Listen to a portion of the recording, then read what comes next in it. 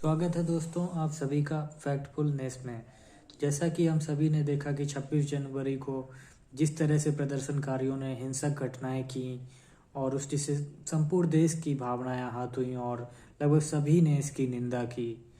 स्थिति को देखते हुए सरकार ने दिल्ली के कुछ क्षेत्रों में इंटरनेट पर पाबंदी लगाई। इस वीडियो में हम जानेंगे कि सरकार किस रूल के तहत इंटरनेट पर पाबंदी लगाती है। साथ ही साथ हम ये भी जानेंगे कि ये अथॉरिटी किसके अंतर्गत आती है, केंद्र सरकार के पास आती है या राज्य सरकार के पास आती है।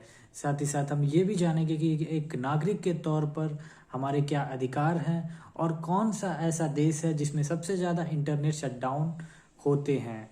तो सबसे पहले जानते हैं कि कौन सा ऐसा रूल है जिसका प्रयोग करते हुए सरकार इंटरनेट पर पाबंदी लगाती है।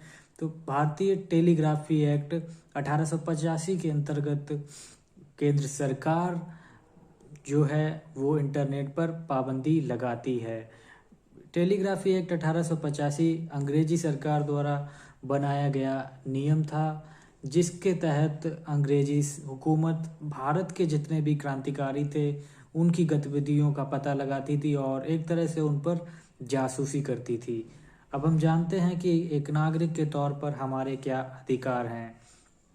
केरला में एक गर्ल्स कॉलेज के हॉस्टल का एक नियम था जिसमें कि जितनी भी छात्राएं हैं वो 6 से शाम के 6 से 10 बजे तक इंटरनेट का प्रयोग नहीं कर सकती थीं।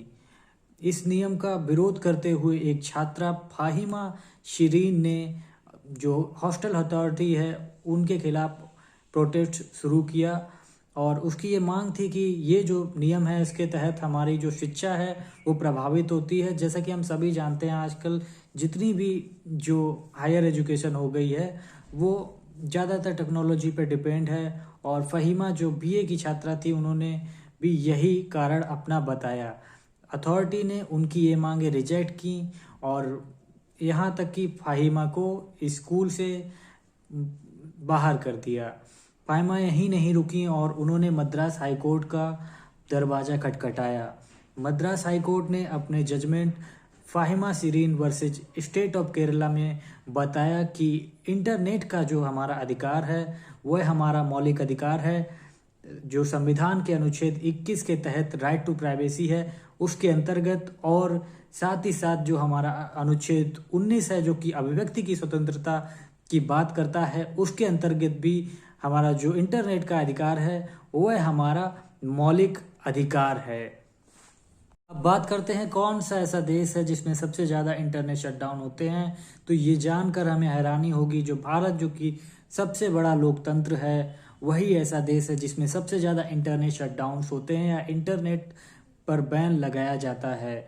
सुप्रीम कोर्ट ने भी इंटरनेट को बेसिक नीड्स बताया है और सुप्रीम कोर्ट ने बताया कि जब इंटरनेट बंद हो जाता है तो बहुत सारी सुविधाएं जैसे कि शिक्षा और पब्लिशिंग सेक्टर और बहुत सी मूलभूत जो सुविधाएं हो गई हैं आजकल इंटरनेट पर बेस्ड हो गई हैं वो प्रभावित होती हैं। हालांकि केंद्र सरकार ने अपनी राय में बताया है कि जब कोई भी प्रदर्शन उग्र हो जाता है, और हमने देखा कि सोशल मीडिया पर भी ऐसे ग्रुप्स हैं, असामाजिक तत्व हैं जो एक्टिव हो जाते हैं और फेक न्यूज की जो घटनाएं हैं वो बढ़ जाती हैं, जिससे प्रदर्शन जो है और भी उग्र हो जाता है और जो स्थिति है वो बिगड़ जाती है।